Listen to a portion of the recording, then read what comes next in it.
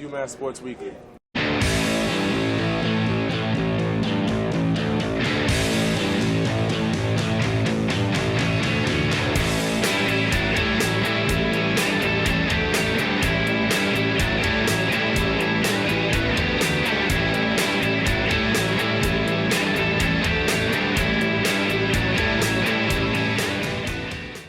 Good evening and welcome to UMass Sports Weekly. I am your host, John Andersen, not Tommy Clutie, whose position I have usurped for the evening. I'm here with Phil Sanzo. We're here for a special edition of UMass Sports Weekly as we are going to talk about the state of UMass Athletics. Why not? It was a subject I kind of got into a little last week when I pulled the curtain down a little and complained a little about the scheduling of the lacrosse season this year. And as we speak, the lacrosse team is actually down at Yale facing off against the Yale Bulldogs. The Yale Bulldogs down there Classic team. Yale. They are 0-4 on the season, and I think that's just a microcosm of UMass Athletics as a whole for the last 3 years. It's just poor teams after poor teams, and that is what Phil and I are here to talk about, the problems of all the major teams at this great university and how they could be fixed in the next couple years, how they were before we got here. But it seems like, Phil, the last 3 years that you and I have been here, every single team has just been very, very poor. Yeah, if you're a junior or younger on this campus, you have not experienced a lot of athletic success. So from games as a fan or as a part of the media, there's not been a lot to write good about or cheer about. So, we get into that, especially our main programs, basketball, football, hockey. All been disappointing. And just going down the list of teams this year, as I mentioned, men's lacrosse is 0-4. Women's lacrosse 2-3 on the season right now. However, the women's lacrosse team, as Tommy Clutie noted last week, is by far the best team on this campus. Not only right now, because 2-3, believe it or not, is the best record on this campus right now, percentage-wise. But also, the last couple years, the women's lacrosse team has been phenomenal. In the last, I checked the stats before we came on. The last 5 or 6 years, they've only had at the most 3 losses in a season, and they've swept the A-10 in that time. And they roll into the playoffs, they win games in the playoffs, and then when you get to the later rounds of the playoffs, of course, they're going up against the other powerhouse women's lacrosse teams in the country like Jacksonville, who they already lost to this year. But otherwise, hockey 5-29-4 finishing this season. Football went 2-10, a steady decline in our 3 years. Phil, when we were freshmen, they went 4. They had 4 wins. Last year they had 3. This year they get 2. It's not going to get any better either. And men's basketball 14-17 this year. Women's basketball 9-21. And I think that those 6 are probably the most major sports on this campus. Of course, if you take it to some of the other sports, the numbers aren't there either. Baseball, we don't even want to bring up baseball. And I mean, women's soccer hasn't been bad. Men's hasn't been that bad either. But these are the ones that we're going to focus on this episode. Phil, now you cover men's basketball for the Collegian, correct? So give me your takes on this season. Obviously, they have a playoff game tomorrow night. But there was a point in time this season where this team was 10-3, and they end the season 14-17. So I want you to delve in for a second here. Is it team? Is it coach? Is it institutional? Is it what? I think where they ended up was definitely disappointing. I think there's no way you can look at this team and think anything other than that. But like you said, they started off 10-3, which is a good record to start off that. But that was all non-conference. Yep. Started off non-conference schedule. I think coming around next season, if they start off hot, I don't think you'll be able to tell who this team really is until you get to January, until you get to the conference games. So I think really non-conference was a inaccurate way of depicting the team's overall success on the season. And I think next year you have to pay attention to that also. Do I think it was coaching? Do I think it was institutional? I really think it was a fact that you had a lot of. It was a lot of things. It's never one or the other. I think the biggest one, you just had a really, really deep team, and it created a log jam almost because you're trying to get all these kids playing time, and it was like a new starting lineup every week. Exactly, and they never really had the rhythm, the flow that a more experienced team would have. Do I think going forward in the next year or two with being with the experience, do I think it would get better? Absolutely. I think experience is going to help this team a lot. But as of right now, I really think that was the main problem. It's just a big log jam on that team. Yeah, and I see a lot of people I don't know about myself included, but a lot of people calling for Derek Kellogg's head the last couple of years, especially since he is the highest paid public employee in Massachusetts. I would argue my 5th grade teacher should probably be paid more than Derek Kellogg, as he has had more of an impact on the lives of many folks coming up through the ranks of the public school system in Massachusetts. That's another conversation. Let's get into it. However, should we? Let's talk about the education system. We're going to pivot. So Phil, what's the problem with standardized testing right now? Does it accurately reflect how good it's... No, I'm just kidding. I don't think so. So Derek Kellogg, but see, the thing about Derek Kellogg is that the excuse I'm hearing is, they've got a great class coming in next year, though, which I also heard last year and the year before. But apparently, this upcoming season is the big one. And the same goes with the women's basketball team, too. I'm hearing the same thing about both basketball teams. Women's basketball, for those of you who don't know, had a decent season to start off the season, and just like the men's team. Well, the men's team won a lot more games. Women's was pretty much around 500, floating in that area. By the time they got to conference play, they won 2 games, then lost 14 games in a row to end the season, bowed out first round of the playoffs. So. Yeah. I think to compare the men's and women's basketball teams is very difficult because, granted, they both had bad records.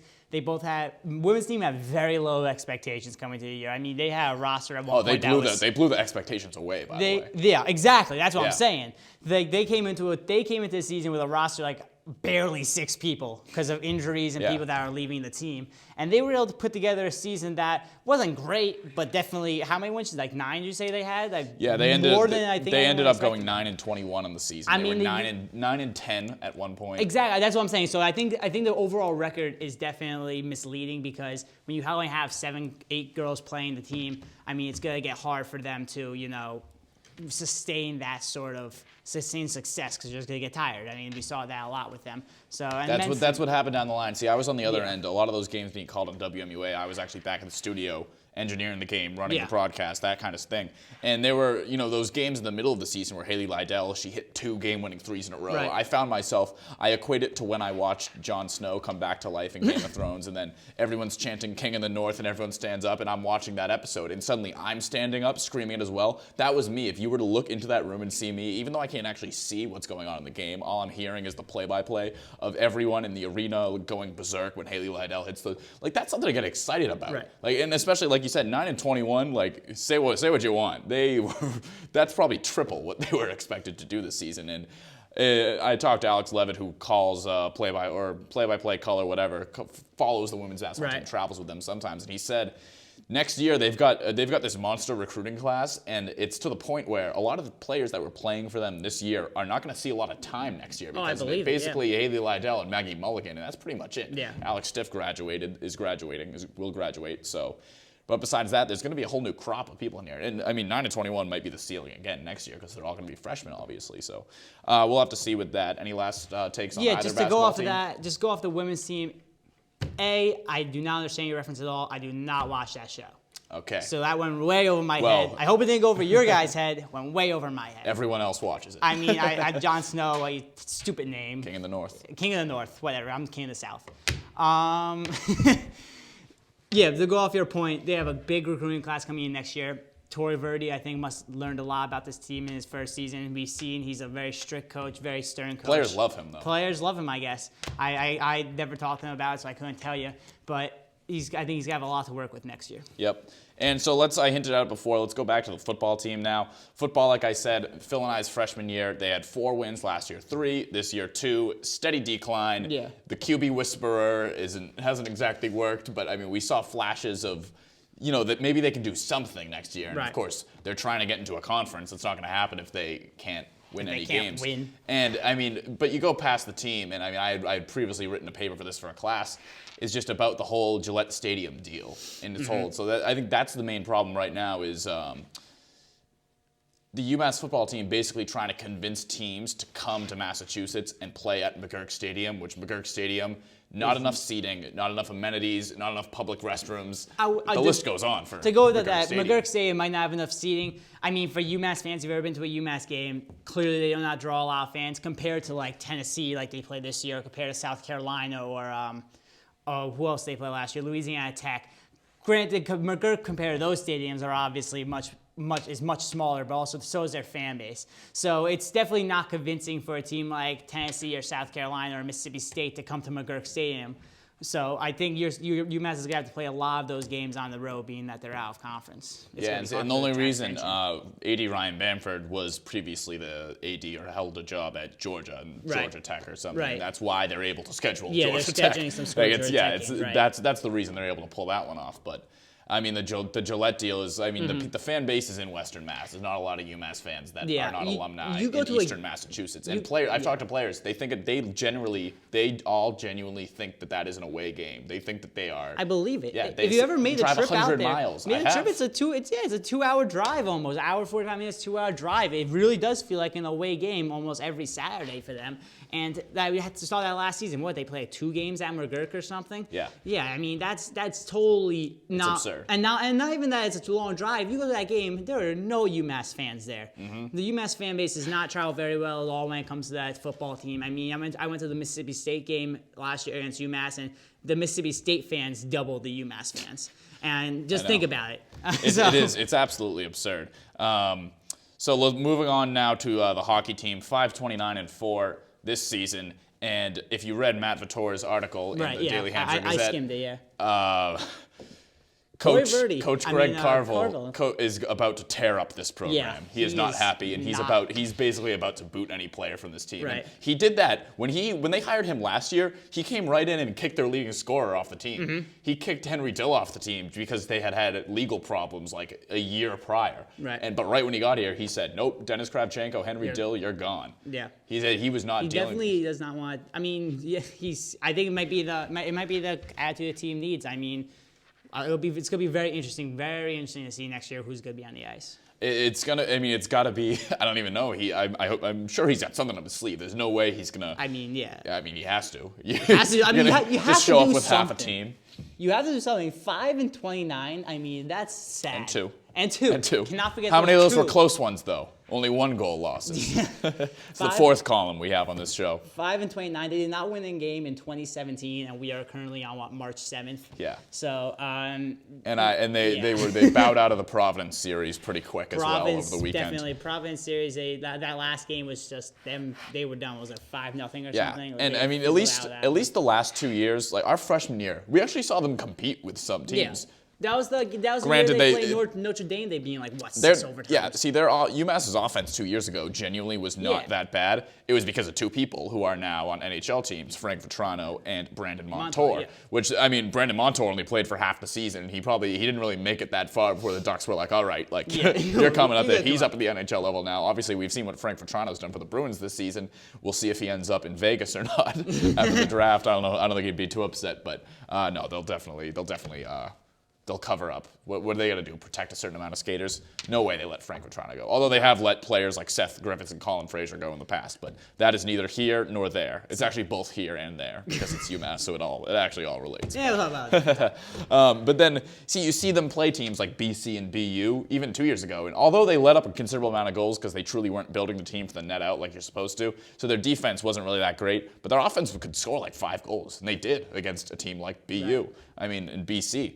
And even though, as much as I was in the stands trying to throw off Thatcher Demko, you were one of those guys. Yeah, you can only do so much because he's just an amazing goalie. Right. But I mean, and then you come 2 years prior, and obviously Coach Micheletto gets fired last year. New regime this year, Greg Carvel from Canton, Massachusetts, and he's from Canton, Canada, I think. There's another Greg Carvel who's from Canton, Massachusetts, actually, fun fact. Also involved in hockey. How'd you find that? So that's out? where Wikipedia. Wikipedia after UMass hired Greg Carvel. Wikipedia. Yeah. Well, there's 2 of them. I'm not saying Wikipedia lied to me. Whatever, Phil. That's not the point. But UMass hockey clearly taking 2 steps back. And we'll wrap it up with me just going and talking about the lacrosse team for a second because before Phil, I know you don't follow the lacrosse team, don't know a lot about them. The year before you and I came to this school, they were the best team in the country. Number one. Oh, how the mighty have fallen. And then the next year, that's a good Fall Out Boy song featuring Big Sean. I'm just kidding, it's really not that great. The next year, they come back 5-9 on the season. However, they do win 2 CAA games, make the tournament, and then they even beat Fairfield in the first round by a goal. Yeah. Because a lot of their losses, what I found the last couple of years, besides this year, are only by about a goal. And they narrowly missed the CAA, going to the NCAA tournament. They almost won the conference. The score was 9-8. It was 9-8. I remember It was 9-8 with 15 seconds left in the game, and Brendan Haggerty had a wide open shot and cranked it over the net. And then I think some players like Nick Mariano and Zach Oliveri saw the writing on the wall. Nick Mariano, the leading scorer, takes off for Syracuse. Zach Oliveri, who had the best game of his career. I don't know if he had a better game after he went to Stony Brook, but at that point, that game, he made at least 20 saves. Right. They only let up 9 goals, so that's an amazing game. He takes off for Stony Brook.